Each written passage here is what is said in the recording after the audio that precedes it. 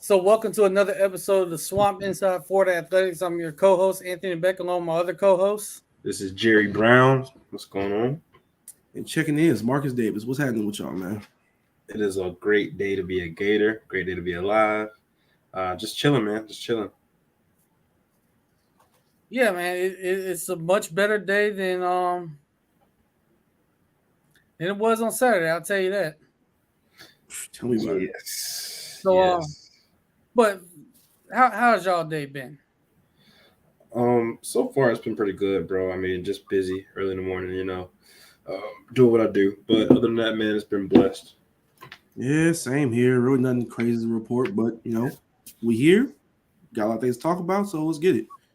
Yeah, let's do it, bro. Let's do it. Let's do it.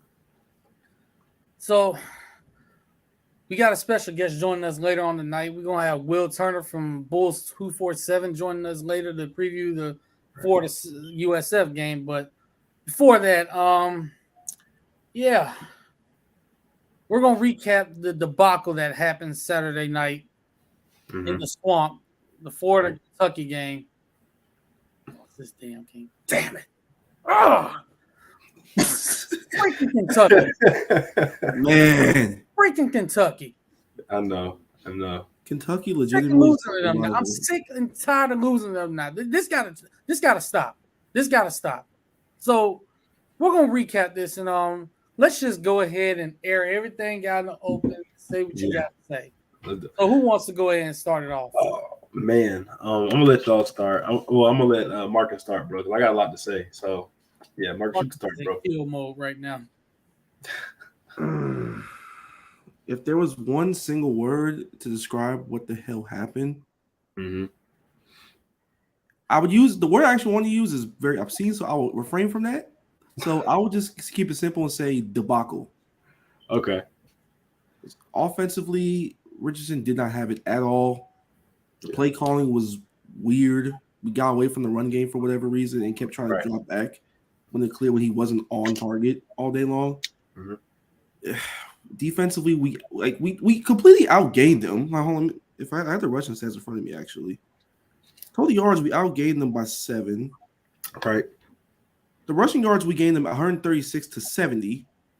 Average 4.3 yards a carry, and we just got away from it for whatever reason. Yeah. Yep. Simply. And on the defensive line, we looked much better than last week. I will say that much because it was bad last week. Defense, we looked much better. Like Justice Boone had a very nice game. Javon Dexter looked so much better because he had a lot of criticism for how he played last week, and he came back and responded. Ventrell Miller was good, was usual against the run. Had some hiccups in the secondary, especially with that long touchdown. Yes. But other than that, they played good enough to win a football game. Offensively, we let them down. That's really what it came down to. I agree, fam. And I tweeted the other day, I said, went back and watched the Kentucky-Florida film. Anthony Richardson made some good throws, and others he just missed. And his first INT was basically one that was just an exceptional play by the defender there. And the second INT was just him kind of that same INT that he threw against Georgia last year. Just that, really bad miscommunication. Really bad miscommunication, an assumption throw. And I said he can fix it going forward, which he can. It's very fixable. It's not something that he just can't, not fix. And I said, like Marcus said, we shouldn't have gone away from running the football. I think the offensive line did a very good job, tremendous job actually, of creating holes and gaps. We just kind of went away from it. And I think we need to make running the football our identity. And if we do that, we'll be successful. And, I think we can have that maybe 9-3 season and at best 10-2, at worst 7-5. I said the defense looked great up front. Bring up guys like Justice Boone, bring up guys like Javon Dexter, Brenton Cox, Princely Umanyiling. He had a marvelous game setting the edge. I mean, he looked very good, very strong. He looked like he had a lot of gas in the tank. Even Dez Watson had a very good game, in my opinion. I mean, a few miscommunications up there and, a few times where he got ran by, but other than that, he's improving a lot. And I said Jason Marshall is a first rounder. Nothing more needs to be said. The linebackers were active, but you can tell they're young and inexperienced. So, like, certain plays, they get beat by the tight ends very bad, and that's been something that killed us. that's been something that we've struggled with in the last 2 games. And I think that might be something that may trend forward if we don't get it cleaned up and fixed. But luckily, we have guys that are very good athletes and can catch up to these guys, if they break loose. I did not particularly care for the play of Kimber and Avery Helm. Yeah, they were shaky.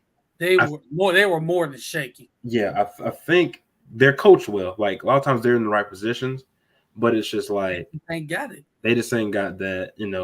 What Corey Raymond's used to coaching, what he's used to coaching, and what we used to happen. They just not that right now.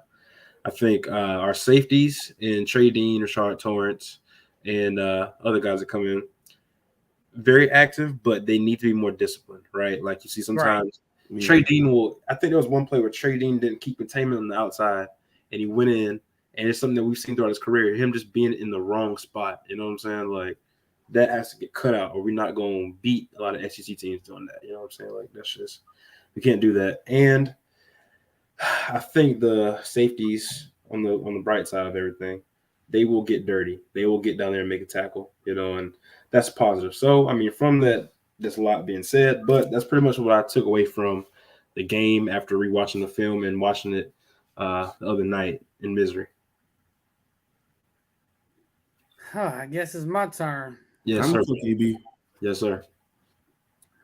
So my one word that I would use to describe how I felt watching this game would be pissed. Yeah. And I say pissed because there was a lot of missed throws. We'll pull up AR stats passing wise, but there were a lot of missed throws. There was a couple drops. Play designs were really good but some of them were pretty good. It was some. I'm gonna just say this right now. I'm gonna just throw this out right now. I don't want to see another quick screen to the short side of the field to Xavier Henderson anymore. The amount of times I basically play a drinking game watching that game. Every time you see a quick screen to Xavier Henderson. I'm to the point where, oh my God, I see him running go routes and post routes. Yeah, because that's where he's really gonna take off as a player. Right. If you're gonna throw screens, throw the guys like Ricky Pearsall. Throw the guys who can run, period. Yes, anybody that can run. We saw Ty Bowman get in the game also, by the way. Yeah. Mm-hmm. Let him run some of those screens. Right. And defensively, they can only hold up for so long. They played well for the most part. They just got tired. Mm-hmm. And what was bad about it was it's like you're watching that game and you have really hardly no shot because the offense just can't get in the rhythm. They can't. Right. They can't do it. It's like they can't do anything. And I'm gonna be honest. I know Billy Napier calls the plays and everything. He shouldn't. Mm-mm. Two things. Number one, just for this year, since he is calling the plays, you need to change up your offense and adapt to what you have. For next season, you need to go get an offensive coordinator. Yeah. You need to get an offensive coordinator to call plays, and I already know the perfect guy in mind too. I already know the perfect guy in mind, and it's the guy that we should have hired to be the offensive coordinator this year. Not gonna say his name, but y'all know who it is. I think we know. Y'all know who it is.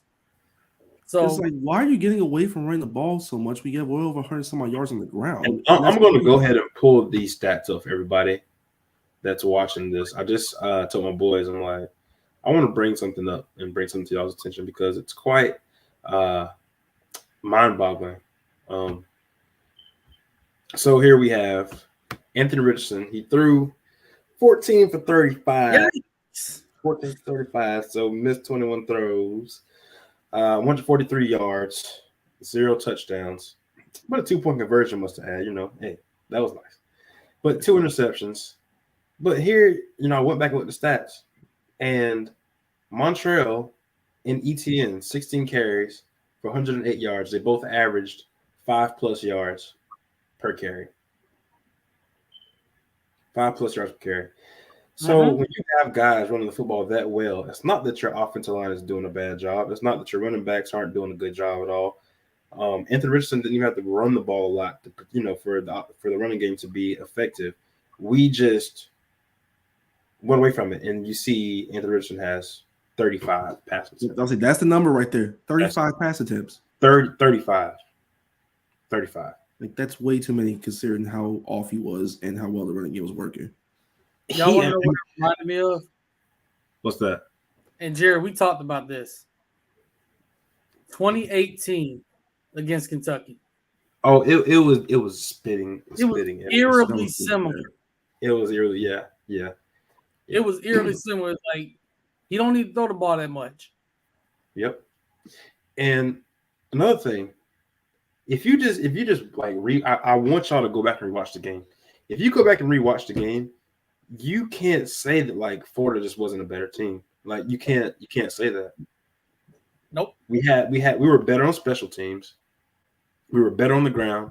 Our defense was better. We simply lost the game by passing too much. And Anthony Richardson, I believe that he lost an incredible amount of confidence throughout the course of that game. As soon as I heard the guys, commentators say there were scouts there, etc., I was like, oh, God, is this going to be one of those nights? Is he going to show up or is he going to fold, And this is his third start, this third true start, right? And he just didn't do it, man. And I love AR, man. Like, that's my guy. But in a situation like that, he just wasn't himself. He didn't play well. I think he got hurt early in the game. Yeah, I think that hit blow kind of hurt because the way he wasn't used in the running game at all, really, after that. He didn't even try. That was pretty telling. Yeah. So it was a lot, bro. It was just a horrible game for him. I feel bad for the kid, but I think he's gonna get better. But that was not it. And we didn't help him out. So we did him no favors. We kind of hung him out the job with the play calling, really. That's right. That's right. Yeah, I ain't do nothing. I'm just playing. You know what I mean. So also we're 4-16 on third down, which doesn't yeah, that didn't help at all. Speak on it, bro. We only had the ball for 26 and a half minutes, which when you're getting off the field as quickly as we are because we're passing the ball so much, and he's just not on target. You're just giving them easy possessions, and then you give them 2 touchdowns in the game, you lose by 10 on one little deep shot. Okay, it happens. Levis is a talented player. He's gonna give you those sometimes. And then just a funky ass pick six where we're just really bad miscommunication. He just reared back and gunned it. And so you can't have these type of mistakes. You just can't. Nope. Right, man. Right. And it was just difficult to see because I got a sense that our defense was fantastic. It was just awesome. They played more than one enough to win. Yeah, they did, and Napier brought it up as well. And Napier said in his press conference there was some times where he thought that the staff could have done better. He said about 4 times, I believe. And I'm glad he's taking accountability because absolutely could have done better. We hired about 30,000 staff members. And you mean to tell me there's nobody to be able to help out the offense there? You know what I'm saying? Like, I know it's not on AR, but it was on Napier as well for abandoning the run game. The run game was perfectly fine. And then, what did you say, 4 for 16 on third down? 4 for 16? Yep, 4 for 16. How many times did we have a third and short? Not many. Not that many. It was third and long. For the whole night. Pretty much 3rd and 10, 3rd and 15, 3rd and 8. Like you can't be behind the 8 ball like this. At one point. Yeah, because you start off, you run the ball, you get about 2 yards, maybe 3, have a stupid penalty, or you just do a bubble screen that goes backwards, and then you're stuck at 3rd down and 9, 3rd down and 10, and that's not where you want to have Anthony Richardson. You want to put him in 3rd and 5, 3rd and 4, 3rd and 3, at most 3rd and 6, 3rd and 7, right? Like, and then he can do damage because everybody's looking in the backfield. You have a guy like ETN who's extremely shifty and has pre-snap vision. The guy is awesome. And then you have Montrell Johnson who falls forward. He never gets hit backwards. You have to put those guys in positions to make plays. You know what I'm saying? And I don't think Anthony Richardson has a blanket as far as tight end as well. We don't have tight end play. Our tight end our starting tight end is a converted defensive lineman. That tells you everything. Yeah. So I love Dr. Zaniers. I love him to death, but we ain't winning like this. It just was not. It honestly makes me question what's going on with both Keon Zipper and Nick Elksness? I don't know. That's a mystery to me. I don't know what's going on with Zip. I think Nick was still hurt, but I don't know what's going on with Zip. Zip, I think he had one catch. He had one catch for like 4 yards or something like that. Yeah, something like that. Like you can get him involved in the basket game a little bit. He's not hopeless out there, so you can get him something. Right. I agree, bro. I agree. I mean, yeah, we got a lot of work to do, though. We do a crazy amount of work to do. They look like a football team who could either go 9-3 or 7-5, like we pretty much thought they would. Yeah, and I think one thing to remember, Gator fans, this is so true right here. Yep, they don't throw Zip, and that's very true. I don't know if it's Juice or Tim, but that's they don't. My money's on Tim. Right, 2 for 21. They don't, because so many times, man, you see this guy, this big guy, 2 catches for 1. Right. That's 10 yards a catch, bro, right? You know what I'm saying? So you have a guy like him who's pretty athletic, and I agree, yeah. You got to find a way to get him in some type of motion or something, streaking across the field in short passing situations. That'll get AR a lot of help. But when you have just 2 wide receivers streaking and a tight end maybe streaking, and rarely a tight end, it kind of limits what he can do, because those guys know what's coming. It's easy to break down the Florida Gator offense. It's very easy, you know what I'm saying? And I think that's part of the reason why Anthony struggled. You know what I'm saying? You have a guy like Stoops, who's a genius defensive coordinator, defensive mastermind guy. He gonna figure that junk out. I mean, he gonna, you know what I'm saying? Plus, their linebackers and Utah linebackers, they can actually run with AR, because that one third down where he could have got free, he shut that down quickly. I think Garage missed that block. Yeah, Garage also didn't get out there, which didn't help at all. But yeah. He could have been 7. Could have been 7. Yeah. They got to get – and the wide receivers on these screens, by the way. Now, we're complaining about Xavier Henderson getting these screens, right? Yeah. At the same time, he's not getting no help either, because these wide receivers are not blocking on these screen plays. They're not blocking. Your job is to get out there, get the extra blocker on there, so the receiver may have a one-on-one matchup. Now, he can't get a one-on-one matchup because you, as the other receiver that's supposed to be blocking, keeps missing your block. So now he's got to try and shake off 2 people. Yeah. That's a problem. I agree. It's suboptimal as hell. I just don't think that they're built to run that play. I just don't. Because I remember saying last week, that's probably a play that works next year when you have actual speed at wide receiver. It's like Eugene Wilson. Oh, yeah. Like, we don't have those guys in the locker room right now. We just don't. Now there is, I will say this, speaking of guys, bring them in to run those kind of plays. There is a guy that today entered the transfer portal, and I want this staff to do everything they possibly can to get this kid on my campus, because not only have I seen him play 4 years in high school, I've seen him play 2.5 years in college already. Who is it? Who are we talking about? Colorado State wide receiver Dante Wright. Oh, okay. And if you have not seen this, if you have not seen clips of this kid at Colorado State, everybody watching this, I suggest you look at those clips right now. You talk about speed and space and being able to turn it upfield and get 7.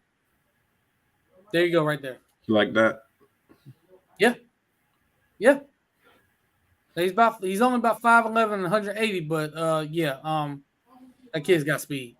If it's Tim or Juice, I would like to invite y'all, one of y'all in, just to give a comment if you want to. I mean, feel free, bro. Like, honestly. This is also true. Shout out to DJ for this comment here. Missing more than we thought we would. Yes, we are. Because he'd really come in handy right about now. Yeah, he really would. And I knew it, bro. But I don't know. Like, he wasn't like all that, but I knew like him leaving. I was like, he's an actual body. He's not a cold body. He's not hopeless out there when it comes to receiving. Right. And he's a very good blocker too. He's a very good blocker. So I keep saying this a lot. Like, this is going to be a kind of a roller coaster year, because a lot of games that we're going to play this year, I'm not going to say they're going to look similar to Kentucky, but they're going to feel like that, because we just don't have the guys in spots that matter in the SEC. We don't have the speed of wide receiver. We have talent in on defense, especially up front, but we don't have the bodies for a long-term game in the interior. And it showed in the fourth quarter because like Kentucky only ran for 70 some odd yards, 70 yards to be exact, but they had 4.4 yards a carry. That's more than what we had because they were able to be on schedule, especially in the fourth quarter. They were getting 3 yards here, 4 yards here, 6 yards here late in the game because we were just dog tired. Yeah, Mark Stoops beat us at what Napier wants to do. Seemed like a drum. I mean, it was just, yeah. It's a tough game to watch. Kind of frustrating. But at the same time, I was like, this is a part of the process. We're going to take these lumps. But that was a very frustrating game to watch, bro, because you just knew we could have won. We had momentum. It was tough.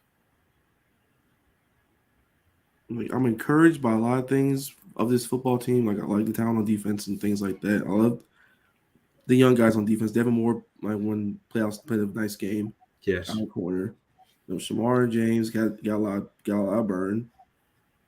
Desmond Watson did his thing. Like we have young talent. We just have to, keep developing. Shout out to you, DJ, from the crib. Gotta throw out the 850 every chance you get. You already know. Same with Dante Wright, 850. Hey man, shout out to y'all. Not for real. Shout out to y'all boys, man.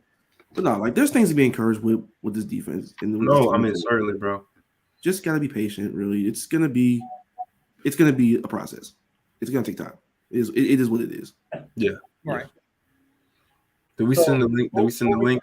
Yeah. So moving on to the USF game, we got a special guest joining us tonight from Bulls 24/7 Sports. We have Will Turner joining us tonight. How you doing, Will? What's going on, y'all? Appreciate you having me. Yes, sir. Yes, sir. Sure. Definitely, man.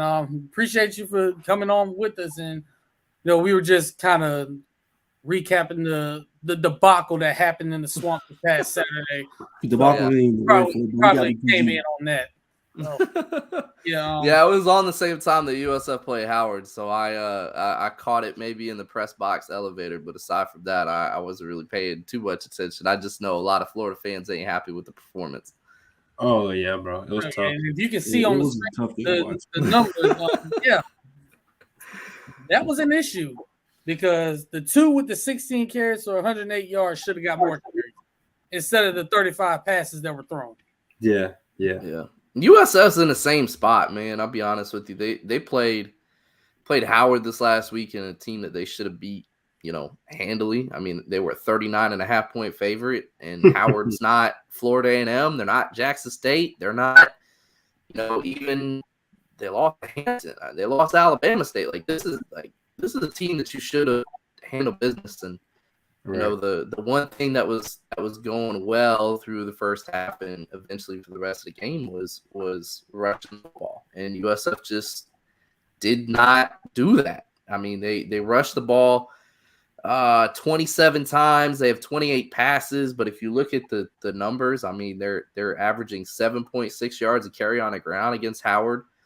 And I don't know. It's in a similar spot. I don't know why USF doesn't necessarily try to go back to the run, especially if it's working.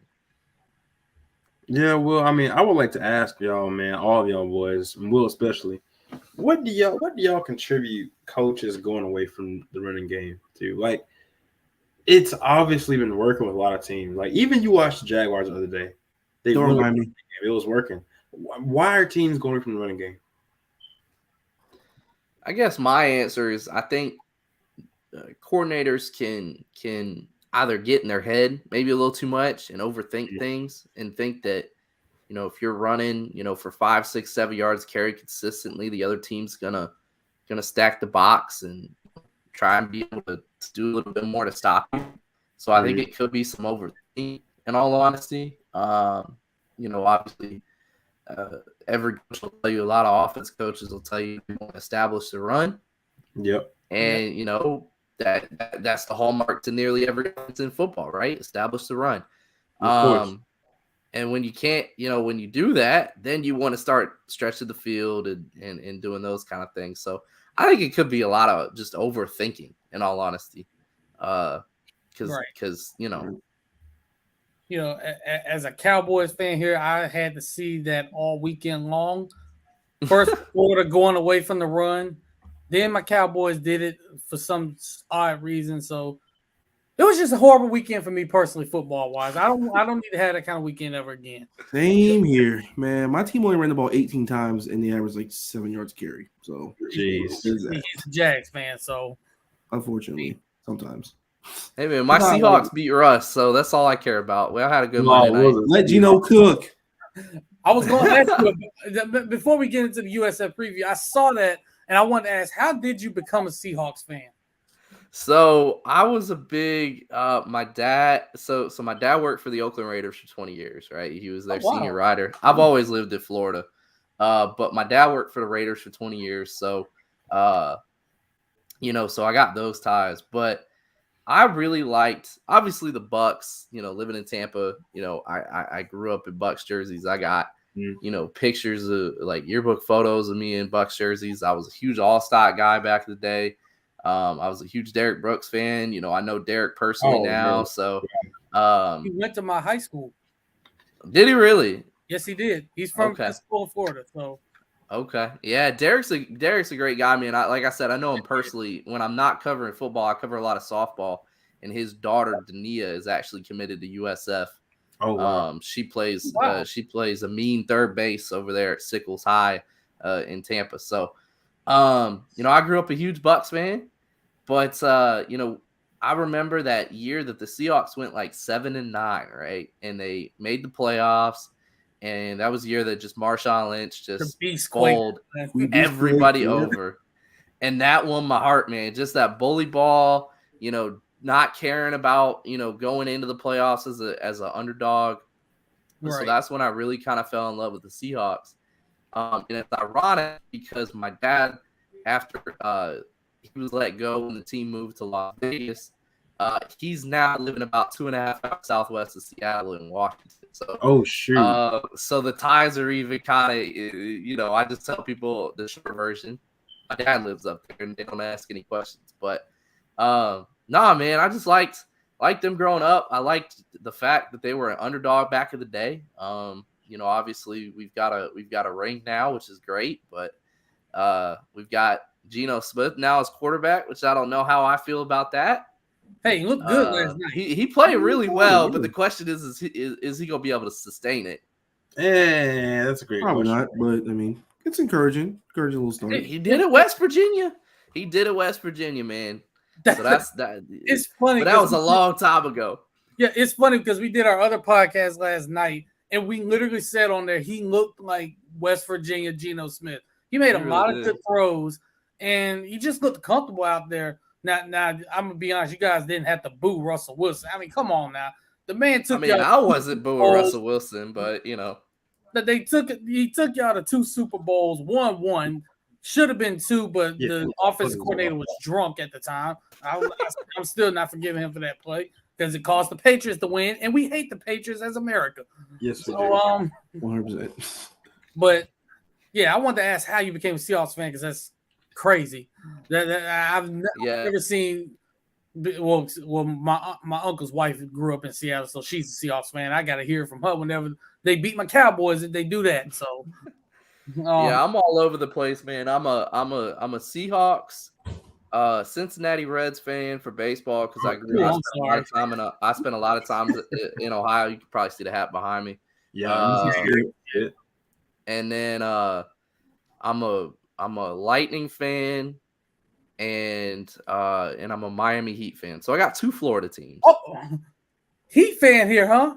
Yes, sir. Oh, Christ. I'm a Heat lifer. We yeah. You cool with me now?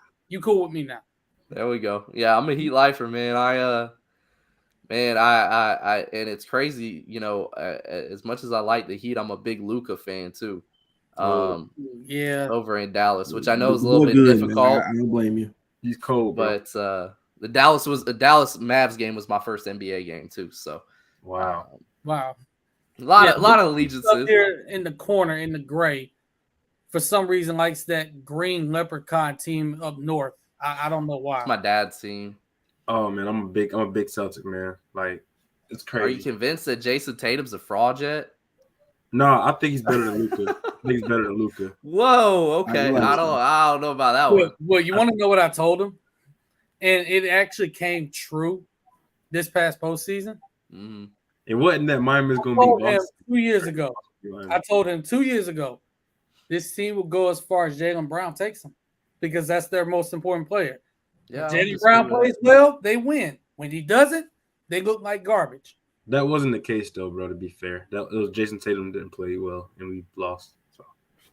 Well, Jaylen Brown did turn the ball over 50 times, too. So, I mean. We're not going to talk on that, bro. Come on, man. You trying to flush that out, AB. Why are you going to bring that up to him? Man. You trying to flush it out. But anyway, yeah. Because I got to remind him. I mean, he reminded me of all my team stuff. I mean, I got bad team memories myself, either from my teams just either being god-awful or getting robbed. Really close and being god-awful right after that again. So, yeah. Or getting robbed in the Super Bowl that they probably should have won. Miles Jack wasn't down. I will forever say that the rest of my life. Yeah, I'm not even a Jags fan, and I say that. Yeah. I've been so just. I guess I'm okay with my football and baseball teams now being as terrible as they are because I've gotten to see a lot of championships in a short amount of time between the Lightning and the Heat. So that's a blessing. At least we're winning there. I don't expect the Seahawks to amount to a whole lot unless Gino finds some magic, man. His Madden rating probably would have about 35 points. So previewing this Florida South Florida game, I guess one of my first questions is who are the players we should look out for USF? Because I mean it is the state of Florida. Whether the team's good or not, they're gonna have talent on the team. So who are some of those players we should look out for? Yeah, so some of the guys that you saw last year when Florida came to USF, Xavier Weaver at wideout. I mean, he's had some drops issues over the first two games, which look very unlike him. So I'm intrigued to see if he bounces back for game 3. He posted the best season by USF wideout by about 450 yards. The best season by wideout at USF since 2018. So he gave that room some stability. Jimmy Horn Jr. is a slot guy at wideout that is a true 4-3 kind of guy. Probably the fastest guy that USF has. Maybe just as fast as him is Chafre Brown, a wide receiver, North Carolina transfer. He's been called a world-class sprinter. So there's a ton of speed in the wideout room without a doubt. Running back room, Jaron Mangum is the featured guy. And then you got consensus All-American Brian Battie, who was a All-American in the kick return game last year. He's going to be one to watch. He ripped off a 60-yard touchdown against Howard. He's easily USF's most explosive back. But believe it or not, in the rushing game, the kid's only gotten 10 carries. So you want to talk about a guy that had 105 yards against Howard, and then I'd have to go back and take a look at what he had against BYU, but I don't think it was a ton. Let's see if I can find it real quick because I'm actually curious myself. He's had 10 carries. He's averaging 11.9 yards per carry. He did have most of his yards against Howard, but we're all just kind of scratching our heads like this kid's the most explosive player y'all got in the room. So, they want to pound the ball with Jaron Mangum is what it is, I guess. And then obviously the quarterback's changed since the last time that USF and Florida played. They brought in Gary Bohannon, a transfer from Arkansas. An Arkansas native. I think it was Baylor. Transfer from Baylor. He's an Arkansas native, excuse me. I'm still trying to figure out Arkansas missed on him. Yeah, no, for sure. He was a former 4-star recruit, very high 4-star recruit too, if I remember right. Right. I mean, he came in and has stabilized all the off-field stuff. In that leadership role. Timmy McClain ended up losing the job. It was a starter last year. Didn't start against Florida, but came in the second half against Florida. he started pretty much the rest of the year. So he trekked up the road to UCF, where he's from, after he lost the job. And then, but Bohannon has just seemed a little bit off with his receivers. The first couple games, like I said, a couple of drops that don't feel right from a couple of guys that shouldn't be dropping the football, that normally don't drop the football. Mm-hmm. And then, defensively, I think they've got some guys that, I'm a little concerned about the defense. They're giving up almost 500 yards of offense. If they're not giving up 500 yards of offense, these first two games, they've got a new DC. A lot of guys, a lot of Florida guys, a lot of Bay Area guys that came back, that transferred back to the Bay Area. DJ Gordon, who's a Plant City guy, he was at Minnesota. TJ Robinson, who's from Riverview, he was at Rutgers for a little bit. He's playing a big role at DB. Micaiah Point is an Armwood grad that has been there all 5 years. He had an interception against Florida. Amaris Brown is another Armwood guy, so I'm sure especially with big old Desmond Watson, you guys are pretty familiar with the Armwood ties. Yeah. So they got some guys, some emerging guys, some captains. Dwayne Boyles is a pretty good linebacker. Antonio Greer, if he's healthy, he's been battling a hamstring. So those are just kind of a snapshot. Jaden Curry had a really nice game against Howard, a pick and a fumble recovery, which has been a name that we were a little surprised to see. But they got Power 5 transfers across defense, across the offense, but a lot of guys that were just unproven coming into the year. Gotcha. I feel that, bro. We kind of in the same boat, really. A lot of improving guys, but they're slowly, taking the responsibility and doing pretty well with it, man. Guys like Justice Boone, I'm thoroughly impressed with Justice Boone. Princely, I brag about him. I think he's got us coming along very well. And man, Devin Moore, Shamar James, yeah, from Naples, yeah. USF was in on him pretty early. I remember him. Bro, he's a baller. I can't lie, he's a baller. He's a baller. He got one. That boy he's gonna be a very good player here for a long time. Very good. He reminds me a lot of I don't want to jump the gun, but Minka Fitzpatrick. Ooh, that's a pretty lofty comparison. I like it. That's a lofty one, Jerry.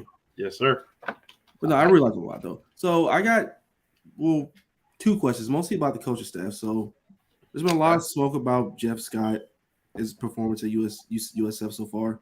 And you have two first-year coordinators in Travis Trickett and Bob Shoop, he has some good defenses at Penn State and had pretty solid defense at Tennessee. So what's the temperature there so far? Jeff Scott's won 4 games in 3 seasons, in 23 games just about. Obviously got dealt with a bad hand when COVID hit, but you could say that just about every program in the country. But his first year head coach, it hurts. You obviously didn't get to practice a whole lot with your guys. Your guys didn't get to develop a whole lot of team chemistry because they were always separated. Right. So that was tough.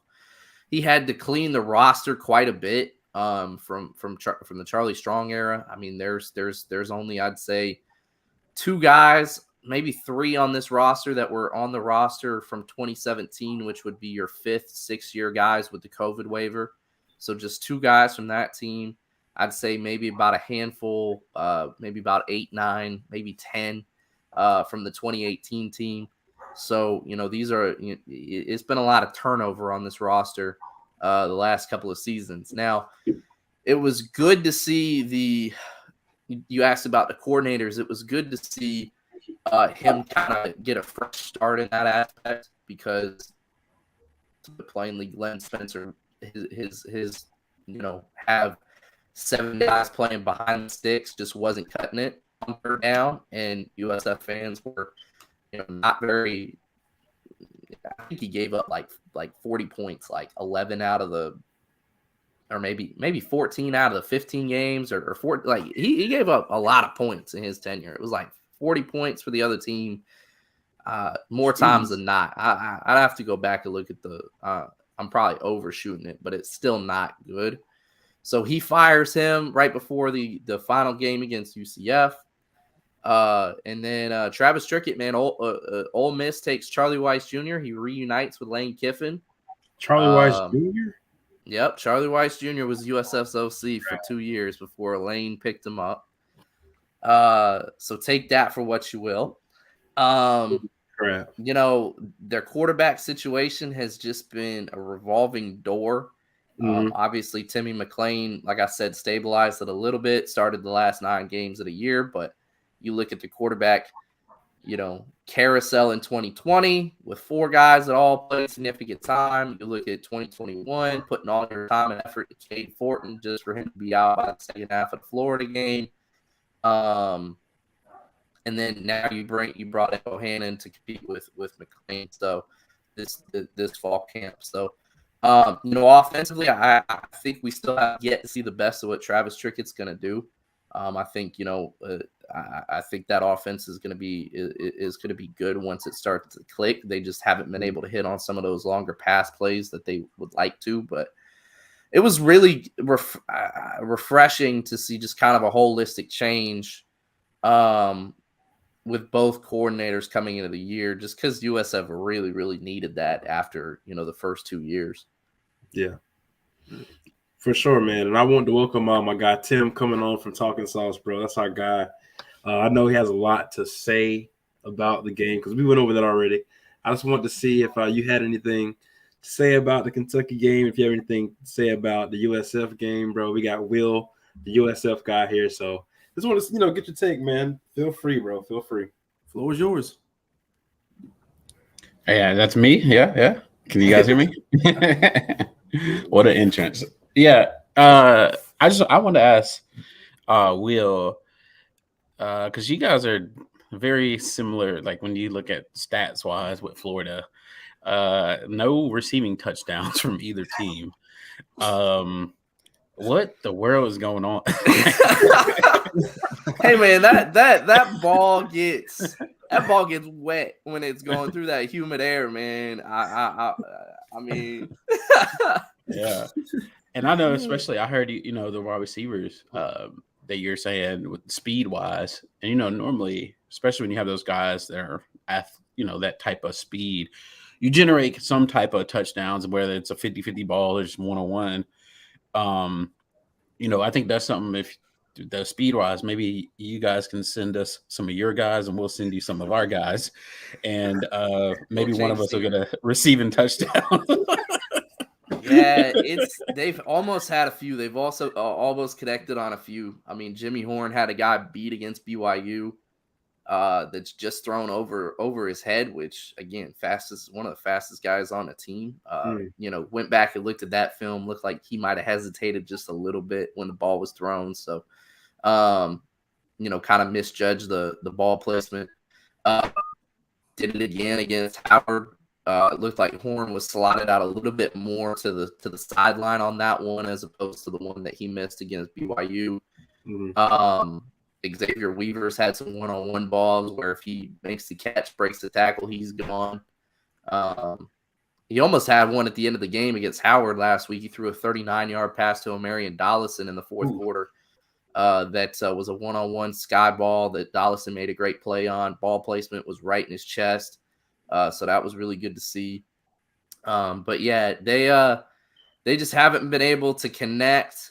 You know, and when they have the offensive line that they do, a very experienced offensive line, and a guy like Jaron Mangum, if they're inside the 10, they're probably going to rush the football because Jaron Mangum, you know, made his money last year on short yardage touchdowns inside the 10-yard line. I think he may have had 10 or 11 of them. So of his 15. So they're going to hand the ball off to zero when they get inside the 10. So maybe you don't see those you know, red zone passing touchdowns, but yeah, there's something in the water. There's something in the water because they got maybe something in the air too, because they it's just been weird that they haven't been able to connect through the air like that on some of those longer passes. Yeah, all I know is one day both of us will have a receiving touchdown at some point this season. I'm interested to see who like to think USF only had 5 or had 6 last year, so it's not like they've been. Yeah, they only had 6 passing touchdowns because McClain. I believe McClain had 5. McClain had 5 touchdowns, and I think Travis Marsh threw one against East Carolina when McClain was out. And I know Cade Fortin didn't throw any. I think we had 19 No. We had 19 from Emory. Or 19, was it 19 passing? Yeah, 19 from Emory, 6 from AR. That's right. Yeah. But technically, if you take out Emory because he's no longer there, AR had 6 too. So yeah, right. Well, the double digit number looks a little bit better on paper, so take that for what it is. yeah. We will go with the double digits gladly.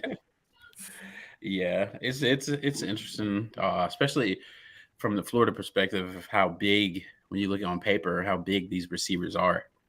And, that's something that I just think for Florida wise, that they just maybe got to figure out a way to use that size a little bit more. Because, I mean, you go through, you look at even Henderson, you look at Shorter, you got Whittemore, and you got Jaquavion. Like, all these dudes are pretty good size receivers. So, it's interesting to see those guys. And then speed wise, they're pretty fast, especially, I mean, when Justin Shorter goes to that combine, he's going to wow people from the 40 that he ran. It would not surprise me at all if he ran. Yeah.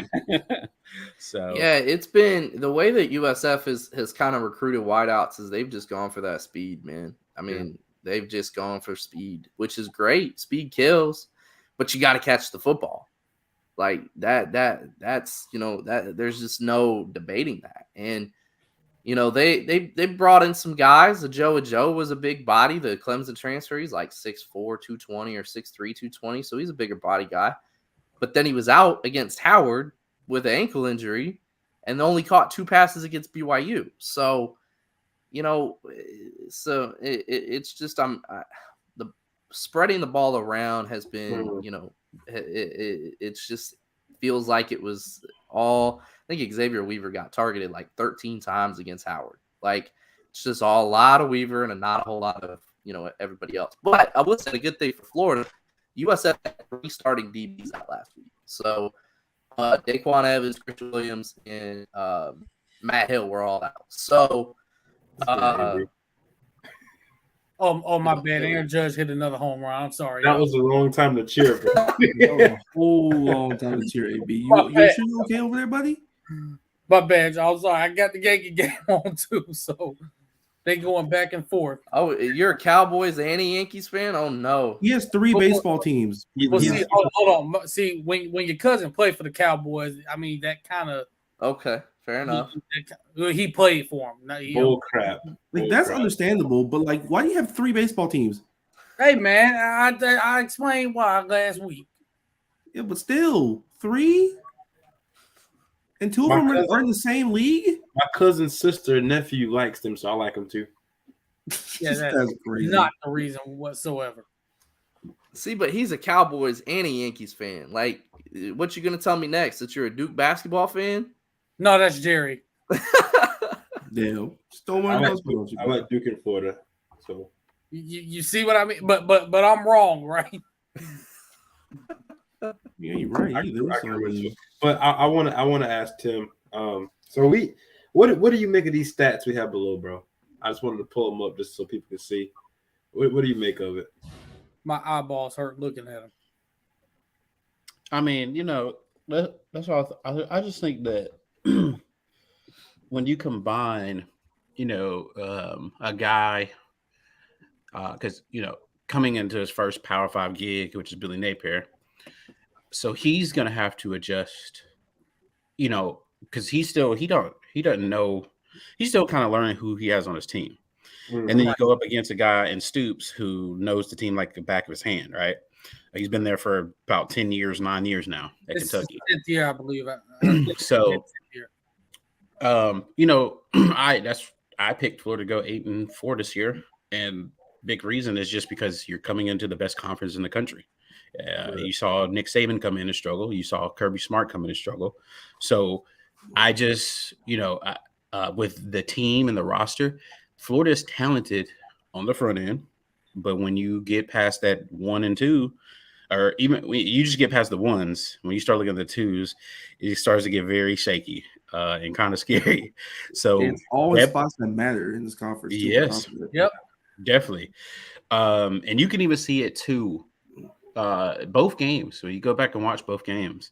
A little bit. Kentucky is a little bit different, but the Utah game, they came out, I think, about the third quarter, halftime, and they just ran the ball on Florida. Oh, it was crazy. Basically, they threw one time on that drive. Yeah. Last week, Kentucky, they just put drives together. We stopped Kavasi all game, and they just looked like, you couldn't stop him. And he's just, he didn't have a ton of yards. He had about 70 around there, but still, you can tell when the game gets going, Florida starts to give up those little chunk yards that they weren't giving up, in those first 2 quarters. So,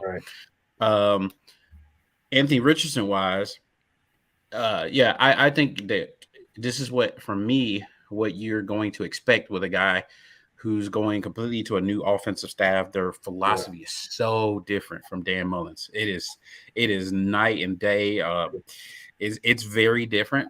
So, and it's a different team too. And when you do that, he's going to have to go through these growing pains where it's not going to look good. It's only his, like you said, third start. If we go by, and I'm not comparing these two, but I'm just saying, when you go look at Joe Burrow's first year at LSU, I mean, I don't know if he's gonna make it here. Like, I don't know. It's. I mean, he played. Obviously, he played better than what Anthony played this past week. But I'm just saying, it was just like, he's okay. Like, he's solid. Nobody in their right mind thought the next year he was gonna do what he did. Granted, the team was amazing too, but you see my perspective. No, for sure. Definitely, yeah. Like, my thing with Anthony Richardson is that you gotta slow down on the fastballs. It's like it's like watching a Aroldis Chapman pitch sometimes, where he pitches for like 104 miles an hour. But that's Anthony every single throw sometimes. Like, just take a little off of it. It's okay to throw 92 sometimes. Probably a lot of times it's probably the best idea to throw for 92 instead of 104. Right. I agree 100% with that. Yeah, man. Like, I was because Emory had that issue at one point too. And we were talking about, like, Emory's always trying to gun it.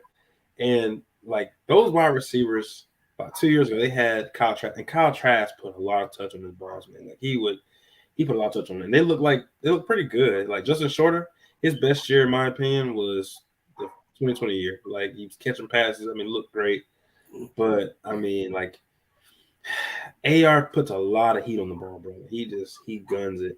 And sometimes, like, a guy like Xavier Henderson, like, he dropped one earlier in the game, and it, like, it was just like, it could have been caught, but I think it was a little too hard. And I think Anthony, sometimes those drops will get in his head, and then it's kind of just slowly. I think Pearsall had one similar to that too, where, like, he had him over the middle, he gunned it, but the ball just jumped on him so much he just didn't have time to react to it. Yeah, and it was a little behind him. So that's two things too, though, that I'm like, I get what you're saying, but guess what? These guys, they work with Anthony Richardson all the time. You're right. This isn't. They know what it is at this point. This is not something that just, like, he just started doing in games. The coaches know this, that he's going to throw the ball hard, and the wide receivers that work on jug machines and, like, all these drills to know when the ball, it's coming fast. Sometimes it just is what it is. So yes, I agree that it's a game of touch as well. You can have a cannon, but if sometimes with receivers, I'm one of these dudes that if it's in the area, catch it, dude. Like, I'm just saying, like, that's me.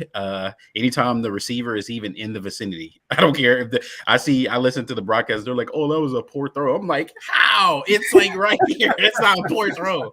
I'm like, dude, when you practice this, you're expecting the ball to come any area. You just be ready. Obviously, you want in the numbers, but that's not the way football works. So my whole point to this is, I just think that the receivers play a part in this too, because this is something that you're expecting. He's been thrown to you the whole fall and summer, so now you can't catch the ball. Okay, I mean, I guess it's crazy. Like, I had a coach back in high school. He played in the NFL. Like, every time a receiver dropped the ball, he'd be like, "Oh, sorry, I hit you in the hands." Like, in the hands, in general error code, you gotta snag it. It's fundamental. It's fundamental. It's whether you played ball or not. And Jeff Scott talks about this all the time, because he was a wide receiver coach at Clemson for the longest time. Yep. So his philosophy is, if it touches your hands, you got to reel in and catch. Yep. Now, I sometimes when I go back and watch film, because obviously I'm on field level. I'm on field level or I'm in the box, and I'm usually at all the away games. So I never really get to watch the TV broadcast live. It's always after the fact. So some of these commentators are like just ruthless on a ball that like you can tell it's the quarterback's ball placement. They're like, receivers got to catch that. And I'm like, I don't know. Like the ball was at his feet. Oh, he's got to catch that. Well, where was the ball supposed to be? Yeah. Like he's not going to catch a ball at his feet if it was supposed to be right on the numbers. If the route requires it, if it's a curl, absolutely throw it lower body. If it's out, throw it lower body if you need to create separation. But it's some of these commentators are just like, yeah, that ball was about 5 yards behind him, but he still should have caught the football. Right. Listen to Greg McElroy, bro. Telling you. Gosh. Man. Yeah.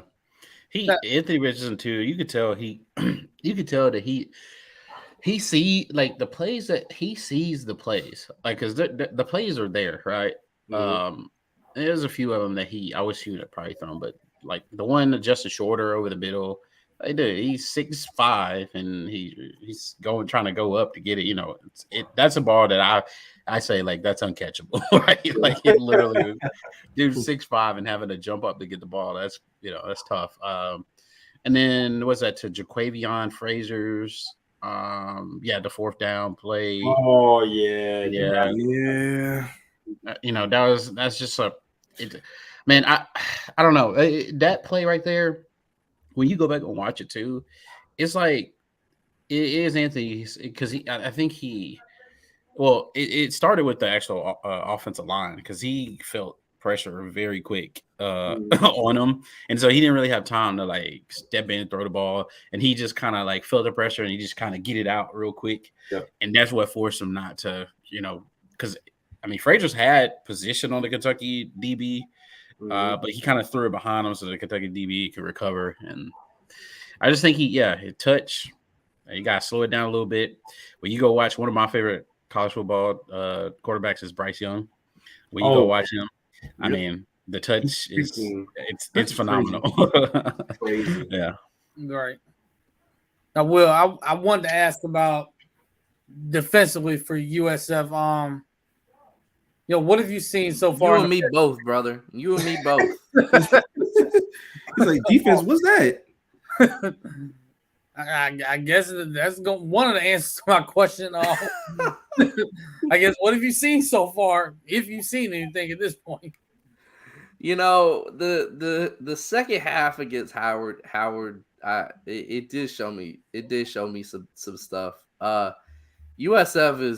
was like towards the bottom of the country in terms of sacks. I think they were dead last in sacks, tied with Vanderbilt, which that's not a good place to be. Tackles for loss, they were bottom 10 in the country. That's part of why they, why they switched it up at DC.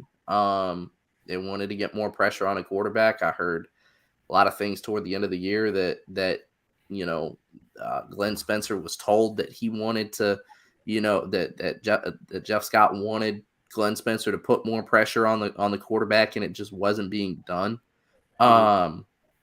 So I heard that a little bit towards the end of the year. Now, I will give them credit in terms of the tackles for loss and the sacks. USF had 7 against BYU. They had 11 against Howard. You'd have to go back to just one game last year against SMU where USF had 7 or more, or had 7 tackles for loss, period. They didn't have a game with more than 7 tackles for loss, so that came out of SMU last October. So in your first 2 games, you've already matched and surpassed your single game, high from a year ago. So give them credit there.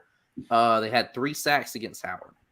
The problem that I'm starting to see is it doesn't feel like they're coming at the right times, right? Mhm. USF it has these numbers, but especially those 3 sacks came in the second half. They came in the fourth quarter when the game was already put away.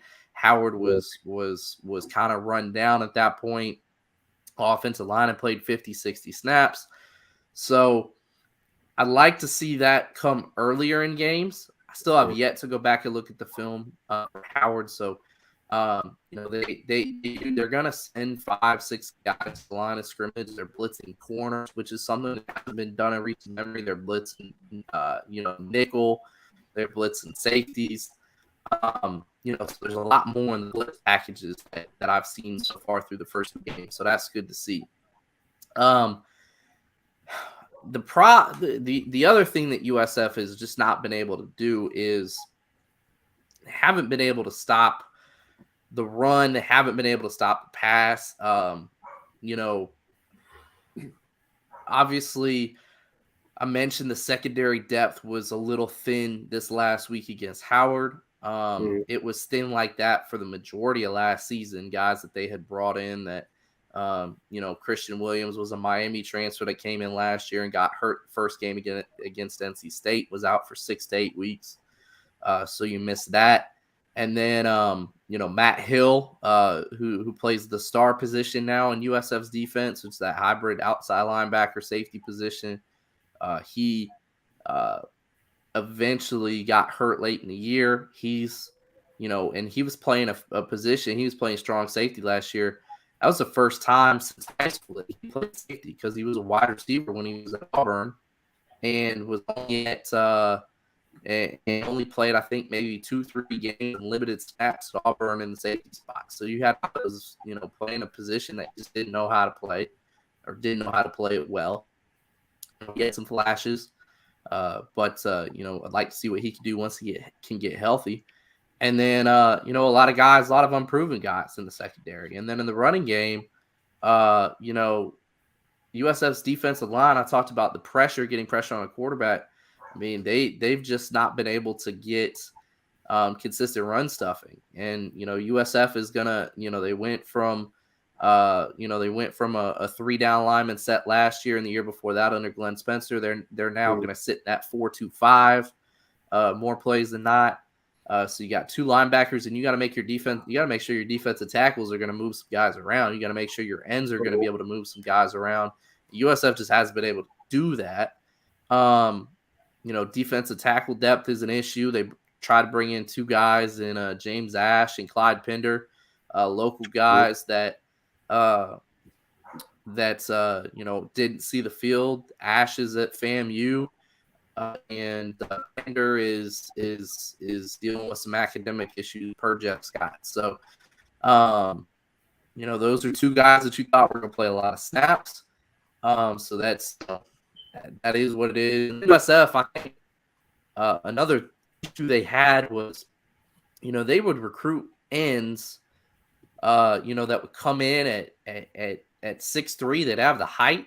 They just didn't have the size. They come in at like 6'3", 214 or 6'3", 220 or 6'4", 225. So USF had to put weight on these guys for them to be able to play at a high level. Tramel Logan is one of them that came in at like 215 and now he's at 250.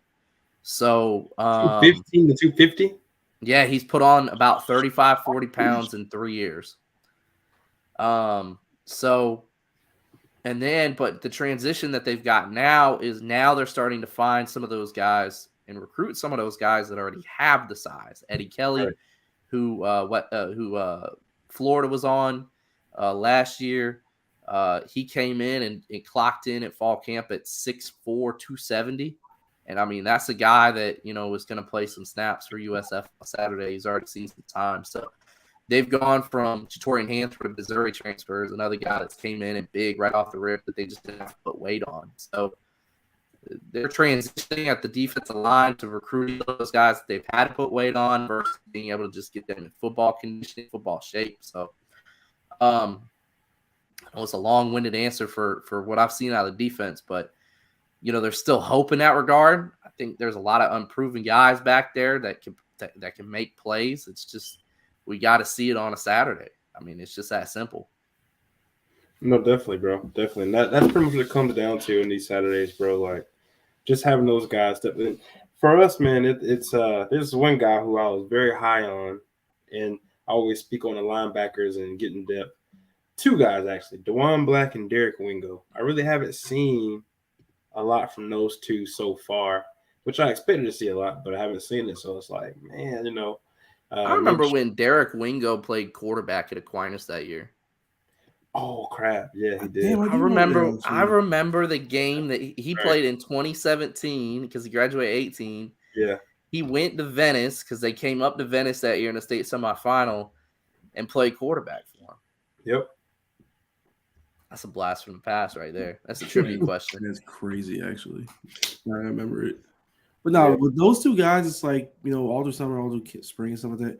Like, you hear good things, and then you get to Saturdays when it counts, it's like you don't see them. Yeah, because who was it? Lloyd Summerall.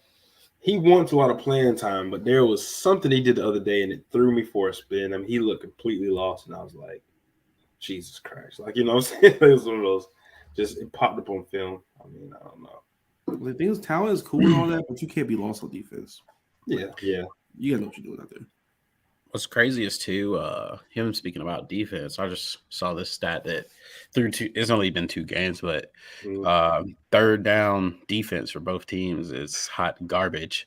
So Florida, they're letting teams convert at about 46%, and USF, they're converting about 53%. So even though Florida, they look solid because I think we're so happy they don't look hot trash like we've seen in the past from this. And I'm not talking about the players here. I'm talking about the scheme, right? Yeah. Good Lord, that scheme, man. I'm glad that scheme has been very bad for Florida. No more Todd Grantham, thank God. Yeah. He did. A couple people came on my message board. I'm sorry for interrupting and said, and said that USF should bring Grantham, and I said no. Abort. Like, the first year might be kind of okay. Hell, might even be pretty damn good. After that, your odds start to drop. It's garbage. Yeah, well, I'll tell you, if you could get a co-defensive coordinator and make him like, hey, you just dial up the pressure, but I'm gonna call everything else. Exactly.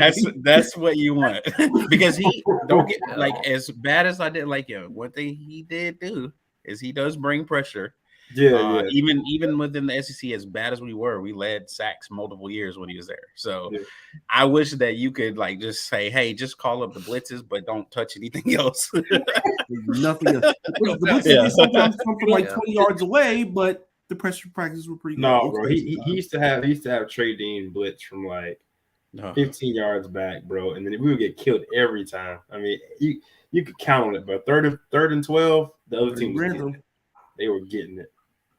Yeah, like third down defense, I could give a pass to BYU because they converted a 45% clip. Like, I'm okay with that. And obviously, we saw how good of a team they are knocking off Baylor. I think they opened and beat Oregon this week, in all honesty. But you're giving up 9 of 17. And no disrespect to Larry Scott. Again, he's a USF guy. He's a Florida guy. He's a Sebring guy. Like, no disrespect to Larry Scott whatsoever. But you're giving up 9 of 17 on third down to Howard. And a lot of those came in the first half. That's not good. Yeah. 6 of 9 on third down for Howard in the first half. They were 3 for 8 second. So yeah, and real quick, to the person on that message board that said bring in Todd Grantham, I would need them to get their head examined. We as Florida fans literally saw this man. Go back and watch the 2020 LSU game. This man literally brought both corners on a blitz, and we got beat for a wide open touchdown. It's like you play Engage 8 on Madden. Right? You play Engage 8 versus versus an empty backfield. That's literally what happened. That's Honestly, good. just watch the 2020 A&M game. It was even worse. One step. It was like, hey, I'm open. It was bad. And I think the thing about it is, man, like he left such a print on the defensive players that are veterans. Like there are still some guys that do some of that have those habits and do some of the same thing. Like the other day, man, we had an easy stop. Trey Dean, like it pissed me off so bad, bro. Like I wanted to cry. Like this guy, he had containment and tried to go inside, and I'm like why? Like you know what I'm saying, bro? We had an easy stop, and he just broke. He's doing too much, man. That's all it is. It's trying to be Superman when you're supposed to be Robin. Because all my coaches kept telling me when I was a kid, like let them yell at someone else. Just do your job. Now, Will, you guys haven't had anybody throw a shoe on the field, have you? No, they have not, thankfully, and especially not a big game. But I'm trying to think if there's been any weird like Antonio Brown type of situations. I hope not. Do we have a story about Antonio Brown, Jerry? The final game of not the final game, but one of the final games of the Charlie Strong era, a player I think just left like the middle of the third. No, it was the first year to Jeff Scott era because it was against Tulsa. Now I'm gonna be mad at myself for not remembering. Oh my god. It's gotta be. And like no credit to like again, no disrespect. I love this kid that left. Kid by the name of Nick Roberts. He played really well his freshman year, played really well his sophomore year. But just I don't think he was put in the right position to make plays. But he's now at SMU balling out, so I'm very happy to see that. He was left seeing the field. He was seeing the field against Tulsa. I believe in the second half when USF lost during the COVID year. He was, according to the article, he was, I my head, said he was trash talking with a Tulsa player during the second half, came to the sideline, and Jeff Scott said, nope, we don't do that here. And Roberts was benched, and ended up going back to the locker room pretty early. So, that was the first year Jeff Scott era, if that tells you anything. Hey, I have a question too. You guys on the same page with Florida, only giving up one sack so far in 2 games. I don't know if you were talking about offensive line earlier. I kind of missed a little bit, but what do you guys? Are you all like quick throws, or what's going on over there? Or good offensive line? USF returned the most experienced offensive line in the country. I mean, 154 starts coming to the year between the guys. You got 4 fifth-year seniors. You got a guy who started the last 9 games over at right guard and started some games in 2020 as a freshman. So you return a lot of experience. Those guys have seen just about every defensive front possible. I'd say the other thing, too, is they played BYU, which is a team that is known for rushing 3 and dropping back 8. They don't really rush the quarterback a ton, which, ironically enough, they did against Baylor a lot. I think the blitz percentage was like 37%, but it wasn't like that against USF. So you had two games against, that, and then a team that, and a team that, doesn't probably have the personnel to be able to beat that offensive line on a consistent basis. So that probably helps the numbers a little bit. It'll be interesting to see what they do against Florida this week too, because I know Jeff Scott called that defensive line elite today.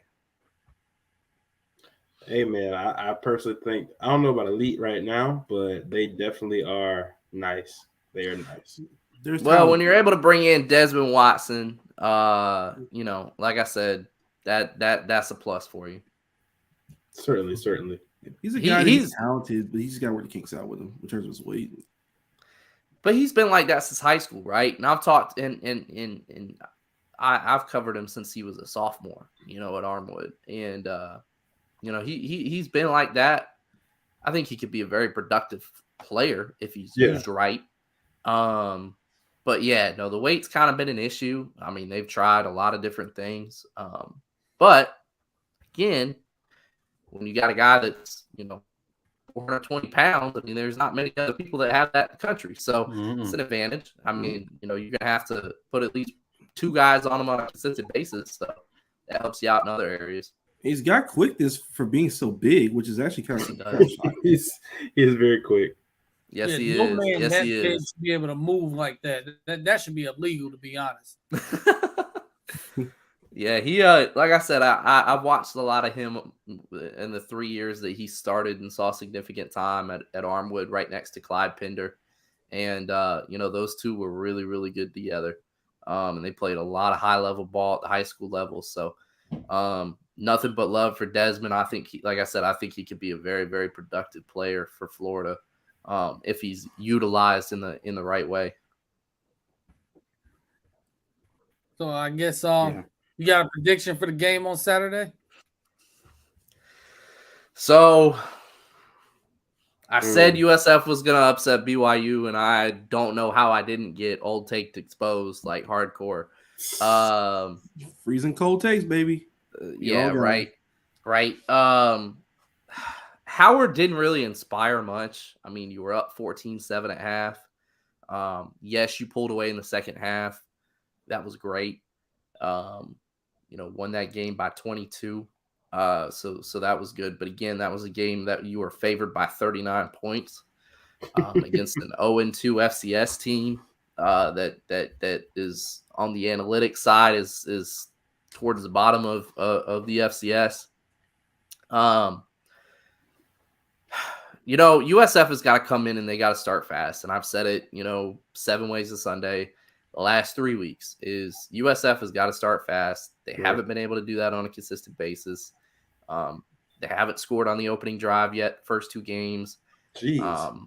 They haven't scored on the opening drive. I mean, I could probably count on one hand how many times they've scored on the opening drive over the last 12 to 14 games. So they got to start fast offensively. They gotta get. I wouldn't say that scoring on the opening drive is a must, but they have to score on one of the opening 3 drives to even, make it competitive. I think a lot of USF fans are probably just looking at this they want USF to be competitive. At the end of the day, they're a 24, 26 point underdog. They covered last year's game, but again, look at where it was at halftime. Completely out of reach. And USF just kind of played a little bit of, they put Clayton in there and let him see what they can do for the following week against FAMU, and he played well. So I want to see, a 14 to 17 point game at half. I think that's a big step if USF can compete. Obviously, it's the Swamp, which is a very tough place to play. But if it can be competitive at halftime, I think USF could cover. But I think it's like the 20, 22, 24 point range in terms of covering as opposed to maybe one or 2 scores. So, I think I think where I'm sitting at right now is probably Florida 45 to maybe 23, 45 to 23 is kind of where I'm sitting at probably right now. Maybe 45 to 20. Just got to see more out of USF, earlier in the football game as opposed to being down 8 set BYU at half. So you got to see more out of that team in the first half. Yeah, I'll go ahead and do mine, bro. Some Gator fans watching this probably won't like it, but it's okay. Did he ever like anything you say, Jerry? No, I don't not think really. say at this Not point, really. Jerry. I think Florida's still going to be trying to find an identity. I think it's going to be a lot of seeing what guys can do. So I expect to see us pull away late. I don't think it's going to be like necessarily close, but I think it'll pull away more.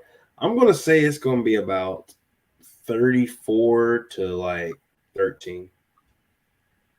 I don't think the offense is built to score a lot of points. I don't know.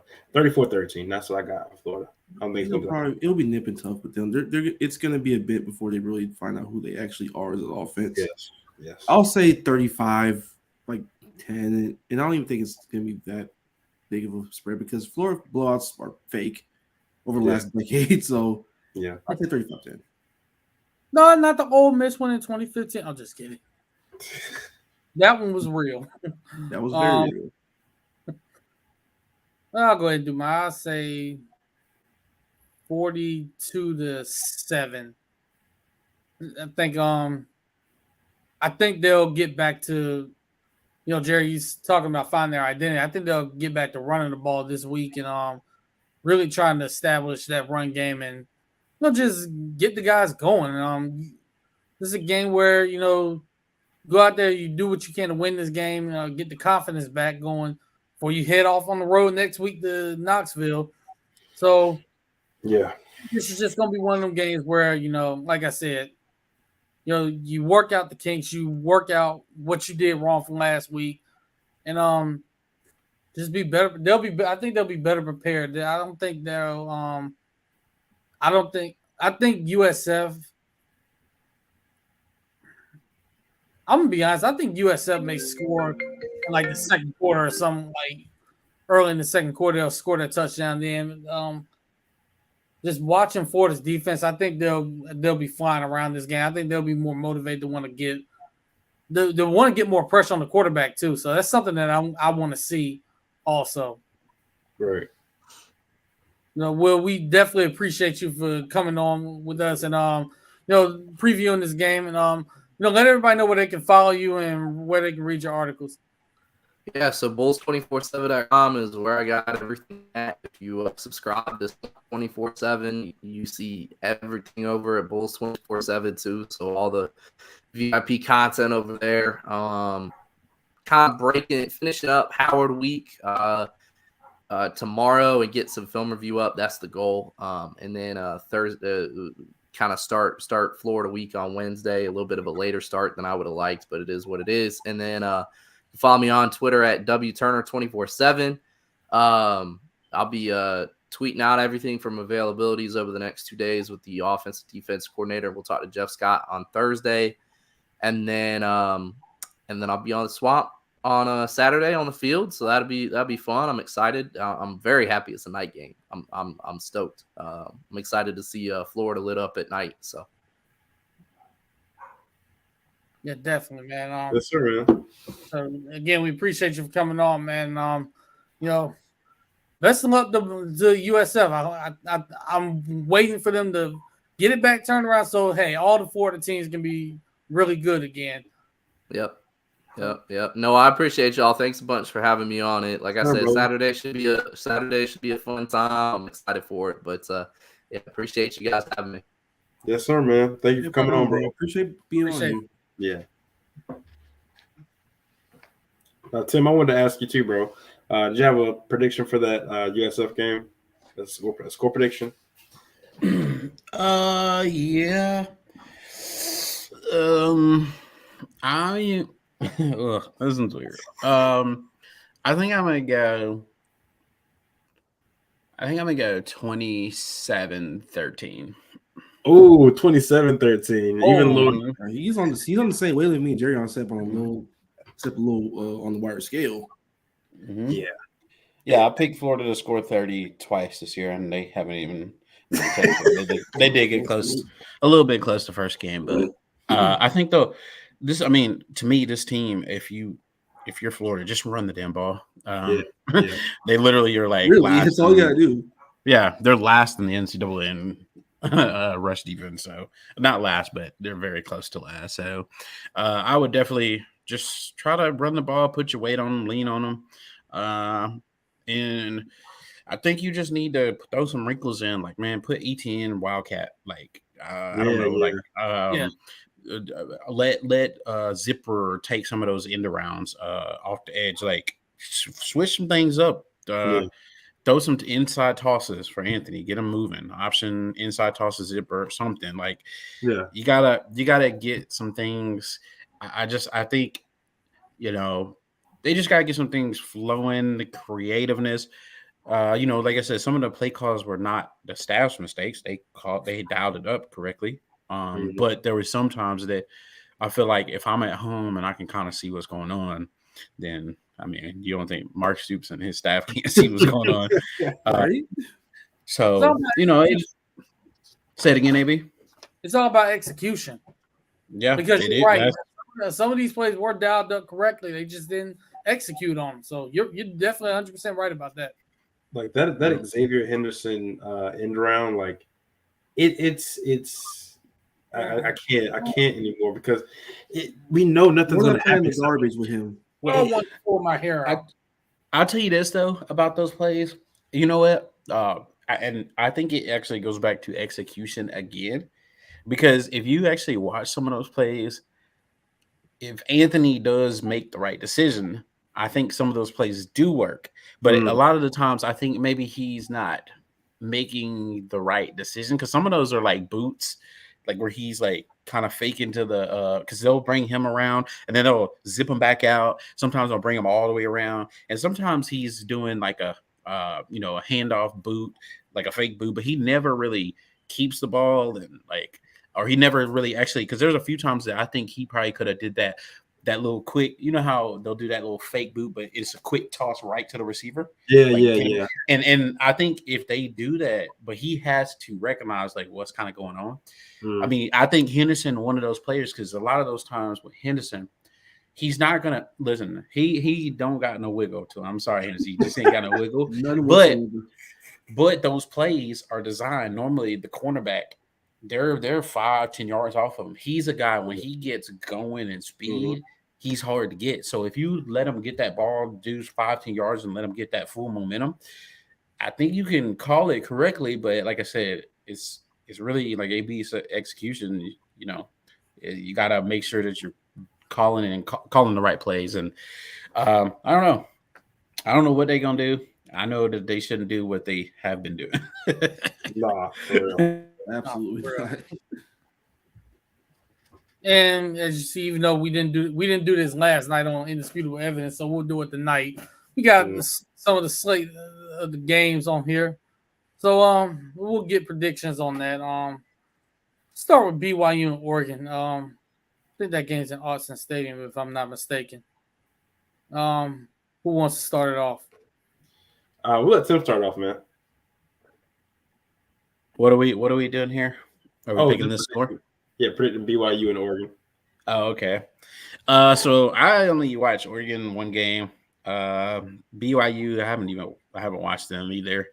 I do plan on watching some BYU coming up soon because they played USF. So I'll probably just kind of watch to see what they did. But I'm gonna take BYU. I think that Oregon with Dan Lanning, this is his first year. And I think I'm not a huge Bo Nix fan. Just not. Sorry. Is anybody really? Call him Bojangles. Yeah, just Hey, that's good chicken. We can't disrespect them like that. Hey man, he's on the NIL deal with them, so hopefully Bo Nix. I always tell people, you can get better, so hopefully it gets better. But I'm taking BYU. Yeah. Okay. Yeah, I think it's kind of tough because I'm always so tempted to pick Oregon, bro. But don't you do it. Don't pick the logo, Jerry. Don't do it. I'm gonna pick quarterback. I'm gonna pick BYU. I think they're gonna get a few turnovers off Bo Nix. I think they'll come up with an extra. Yeah. Bo Nix. Bo Nix. Mo Picks, Bo Nix. No, I'm taking BYU. I don't trust Bo Nix at all. Yeah. And BYU is a tough football team. They came off an overtime win against Baylor this past week, so I like what they're doing over there. I'll take BYU. For sure. Yeah, I'm taking BYU as well. I think, like Jerry said, they're going to get a few turnovers from Bo Nix. The only way Oregon has a chance to win this game is if they yank Bo Nix out the game, put Ty Thompson in. Yeah. That's the only way. That's the only shot they have. But if that don't happen, Bo Picks is going to be Bo Picks again, and BYU is going to get that dub up in Austin Stadium. I think it's going to be it's going to be some growing pains for Dan Lannon this year, who I think is going to be a really good coach at Oregon. Once he gets it all going, I think he's going to be really good for them. I don't think USC is just going to flat out take over the Pac-12 and just dominate again. I think Oregon, once he gets everything set up and he gets his guys in there, they're going to be there to challenge. So, but they're just not this year. I got BYU winning that game. And by the way, before we go on, since you are from Talking Sauce, Tim, is there anything special you got there with you? Nah, man. No, not tonight. Just some water over here today. Oh, I feel you, bro. I feel 100%.